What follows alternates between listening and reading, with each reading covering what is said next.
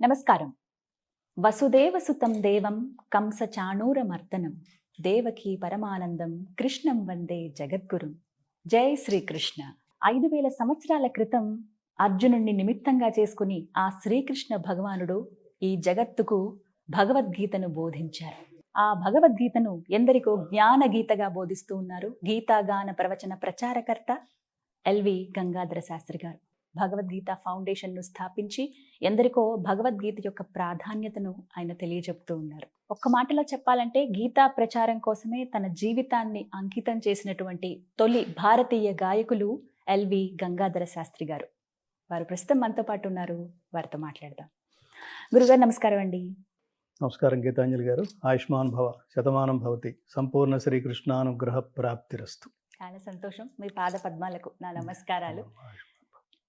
చాలా సంతోషం అనిపించింది కలవటం. అయితే ఎన్నెన్నో జన్మల పుణ్యఫలం ఒక భగవంతుడి దగ్గరికి మనం చేరాలన్నా, ఆ ఆలోచన రావాలన్నా అలాంటిది అసలు గీతాగానం 700 శ్లోకాలు, 9 సంవత్సరాల కృషి, సంపూర్ణంగా భగవద్గీతను మాకు అందించారు. అది విని మా జన్మ ధన్యమైంది అనుకుంటాను. మీ దగ్గరికి రావగానే ఆ డాక్యుమెంటరీ చూడగానే పులకరించింది, కళ్ళల్లో నీళ్ళు వచ్చాయి, రకరకాల భావోద్వేగాలకి లోనయ్యాం మా టీం అంతా కూడాను. చాలా సంతోషం అండి. మిమ్మల్ని కలవడం అనేది జన్మధన్యంగా భావిస్తూ ఈ ఆనందం అంతా సర్వం శ్రీకృష్ణ అర్పణమస్తు. అది మీ మంచితనం. మనది కాదు.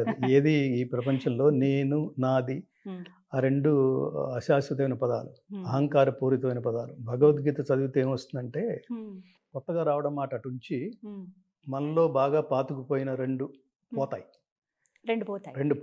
ఆ రెండు ఏమిటంటే, నేను అనే అహంకారం, నాది అనే మమకారం రెండు పోతాయి.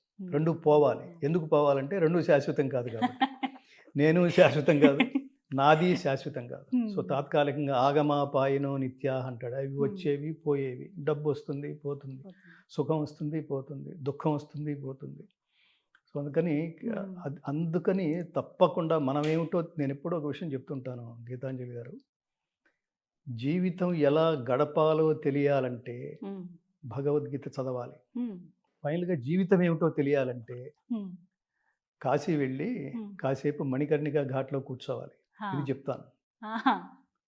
రోజుకి 100 మంది 1000 మంది మహానుభావులు అనిపించుకునే వాళ్ళు, కోటాను కోటీశ్వరులు అనిపించుకునేవాళ్ళు, నిరుపేద అనిపించుకునేవాడు, జ్ఞాని అనిపించుకున్నవాడు, అజ్ఞాని అనిపించుకున్నవాడు, చాలా తెలివిగలవాడు, చాలా మూర్ఖుడు, అందరూ ఒకే ప్రదేశంలో హరుల్లో హరించుకుపోతారు.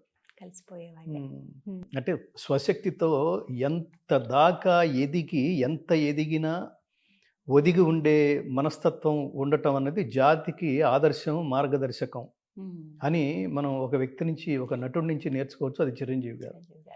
అలాగే జాతిని ఏ మార్గం వైపుకి తీసుకువెళ్ళాలి అనేది భగవద్గీత చెప్తే, ఆ భగవద్గీత మార్గంలో ఉన్న నన్ను నాకు అడ్డం పడి మరీ నన్ను తీసుకొచ్చి నన్ను కూడా అక్కడ నిలబెట్టడానికి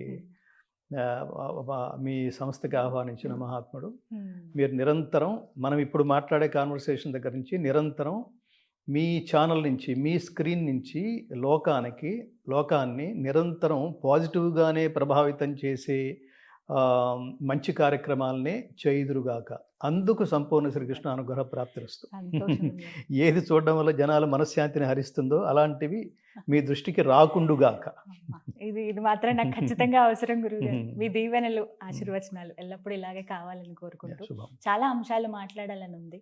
రకరకాల ఇంటర్వ్యూస్ చేస్తూ ఉంటాము, చాలా మందితో మాట్లాడుతూ ఉంటాం. ఏదో తెలియని ఒక దివ్యమైన అనుభూతిది. ఖచ్చితంగా కృష్ణ పరమాత్మని అనుగ్రహం ఉంది, ఆయన ఇక్కడ ఉన్నారని నమ్ముతూ భగవద్గీత, ముందుగా ఫౌండేషన్ గురించి నేను మాట్లాడాలనుకున్నానండి. ఎందుకంటే చాలా ఫౌండేషన్స్ నేను చూస్తూ ఉంటాను. భగవద్గీత ఫౌండేషన్ ఏంటి? అసలు గంగాధర శాస్త్రి గారు ఏం చెప్పాలనుకుంటున్నారు? సర్వీస్ అంటే అందరూ చేస్తారు ఏదో ఒక రకంగా, కానీ స్పిరిచువల్గా చేసేటువంటి ఈ సర్వీస్ ఏంటి అనేది ముందుగా నాతో పాటు ప్రేక్షకులకు కూడా తెలుసుకోవాలని ఉంది. వివరిస్తారా? చాలా సంతోషం తల్లి. సర్వీస్, ఫిజికల్ సర్వీస్ వేరు. అతని దగ్గర డబ్బు లేదు చదువుకోవడానికి, ధన సహాయం, సేవ. అతనికి ఆరోగ్యం సరిగ్గా లేదు, అతని ఆరోగ్యాన్ని సంరక్షించాలి. ఇంకొకళ్ళు వైద్య సేవలు అందిస్తారు. ఇంకొకళ్ళు పాపం ఇందాక చెప్పినట్టు చదువుకోవడానికి డబ్బు లేకపోతే ఆ సేవ. పేదవాళ్ళకి సేవ, ఉమ్, అన్నదానం అదొక సేవ. ఉమ్, అంటే అవును. సేవ అంటే ఏమిటంటే ఇక్కడ ఈ ఆధ్యాత్మికతకి సేవకి చాలా అవినాభావ సంబంధం ఉంది. ఉమ్, సేవ లేకపోతే ఆధ్యాత్మికత పరిపూర్ణం కాదు. ఊరికే కబుర్లు చెప్పేసేయటం కాదు. ఉమ్, సో ఇవన్నీ తెలుసుకుని మనం స్థాపించిన ఈ ఫౌండేషన్ స్థాపించాలనే లక్ష్యంతో చేయలేదు. ఇతరుల్ని మన కోసం ఉపయోగించుకుంటే దాని పేరు స్వార్థం. ఉమ్, మనం ఇతరులకు ఉపయోగపడితే దాని పేరు సేవ.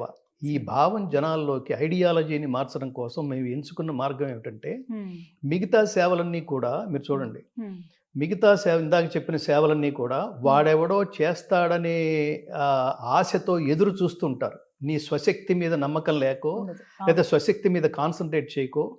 ఇప్పుడు ఉదాహరణకి అదేమి మనం చౌరస్తాల్లో ఈ ముష్టి వాళ్ళని చూస్తూ ఉంటాం. ఉమ్, వాళ్ళు నిజంగా కాళ్ళు చేతులు లేని వాళ్ళ అంటే లేని వాళ్ళు కాదు. వాళ్ళలో ఎంత డ్రామాలు, ఎంత యాక్టింగ్లు చేసేవాళ్ళు కొన్ని అనునిత్యం. చూసి మన దగ్గర కూడా ఆశ్చర్యపోతాం. అంత డబ్బు లేదు అన్నట్టుగా చాలా మంది కనిపిస్తుంటారు. నిజంగా వాళ్ళకి కళ్ళు లేకో, కాళ్ళు లేకో, చేతులు లేకో, ఉమ్, శారీరక మానసిక దుర్బలులైతే వాళ్ళకి మాత్రమే సహాయం చేయండి. అది గీత చెప్తుంది. ఉమ్, ఎవరికి పడితే మీరు అపాత్ర దానం చేస్తున్నారనుకోండి, Hmm. దాతవ్యమితి యద్దానం దీయతే అనుపకారిణే ఉమ్, దేశే కాలే చ పాత్రే చ తద్దానం సాత్వికం స్మృతం. ఉమ్, అంటే ఈ దానాల్లో, ఈ సేవల్లో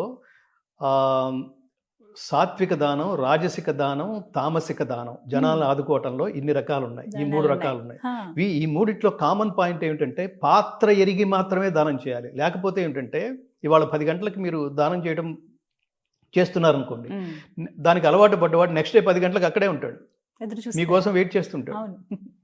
వాళ్ళకి చేయాల్సింది నీలో ఉద్ధరేదాత్మనాత్మానం నాత్మానం అవసాదయేత్. నీలో ఎంత ఆత్మశక్తి ఉంది.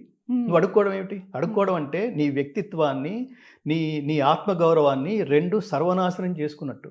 ఉమ్, పరమాత్ముడిచ్చిన ఈ శరీరాన్ని అంత ఆత్మహననం చేయకూడదు, ఉమ్, అంత అగౌరవపరచకూడదు. ఆ దైవాన్ని అగౌరవపరిచినట్టు. ఉమ్, నిజంగా నీకు ఏమీ లేకపోతే, స్వశక్తి మీద ఆధారపడే స్థితి లేకపోతే అప్పుడు దానం కోసం ఎదురు చూడాలి. ఉమ్, కానీ లోకం చాలా, అంటే ఈ భగవద్గీత బేస్ అనేది లేకపోవటం వల్ల, ఆధ్యాత్మిక బేస్ లేకపోవటం వల్ల, ఉమ్, తల్లిదండ్రులు పిల్లలతో ఆధ్యాత్మికత అంటే ఏమిటో సంభాషించకపోవటం వల్ల, కొంత సమయం కేటాయించకపోవటం వల్ల ఎలా పడితే అలా పెరిగేసి దాని ఫలితం సమాజం మీద చాలా దారుణంగా ఉంటోంది, ఇంకా ఉంటుంది కూడా. ఉమ్, రానున్న రోజు. రానున్న రోజుల్లో నువ్వేమిటో చెప్పాలి. ఉద్ధరేదాత్మనాత్మానం, నిన్ను నువ్వే ఉద్ధరించుకో. అన్నీ ఉన్నాయి. మిగతా 84 లక్షల రకాల జీవరాశుల్లో మనిషి ఎంత జ్ఞాని అంటే, ఎంత తెలివైన వాడంటే, ఆ తెలివితేటలకి అది అది ఏమంటారు, అల్టిమేట్ అంటారు. అంటే కనిపించని, అన్లిమిటెడ్, కనిపించని పరమాత్మ ఉనికిని గుర్తించి గ్రహించి చేరుకోగలిగే జ్ఞానం, తపస్సు ద్వారా దాన్ని సాధించగలిగే ప్రయత్నం మనిషి ఒక్కడే చేయగలడు. మిగతా వాటికి స్పృహ లేదు. సో ఇది తెలుసుకోవడానికి కూడా జ్ఞానం ఉండాలి. సో ఇది తెలుసుకోవడానికి కూడా ఆసక్తి ఉండాలి. దీన్ని బాల్య దశ నుంచే తల్లిదండ్రులు పిల్లలకి, what is spirituality, be spiritual from your childhood అంటాం మనం. జనాలకి తెలియాల్సింది అంటే స్పిరిచువాలిటీ అంటే ఆధ్యాత్మిక జ్ఞానం లేదా అధ్యాత్మ జ్ఞానం.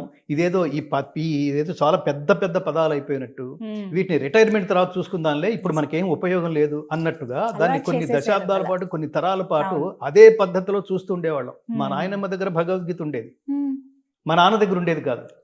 మా నాన్న యంగ్, మా నాన్నకి 17-18 ఏళ్ళకి పుట్టాను నేను. ఆయన దగ్గర భగవద్గీత లేదు. ఆయన తల్లిగారి దగ్గర భగవద్గీత ఉండేది. ఆవిడ భగవద్గీత చదువుతుంటే నేను ఆవిడ ఒళ్ళో పెరిగా. నా భగవద్గీత మొట్టమొదట నేను విన్నది, సుశ్రుతిలో నేను భగవద్గీత విన్నది మా నాయనమ్మ గారి ఒళ్ళో. అప్పుడు నేను అలా చూస్తుంటే చుట్టూ అందరూ ముసలాళ్ళు ఉండేవాళ్ళు. మనకి బీజం ఎలా పడుతుంది బాల్య దశలో? భగవద్గీత ఇప్పటిది కాదు, మొదటిది రిటైర్మెంట్ సబ్జెక్టు.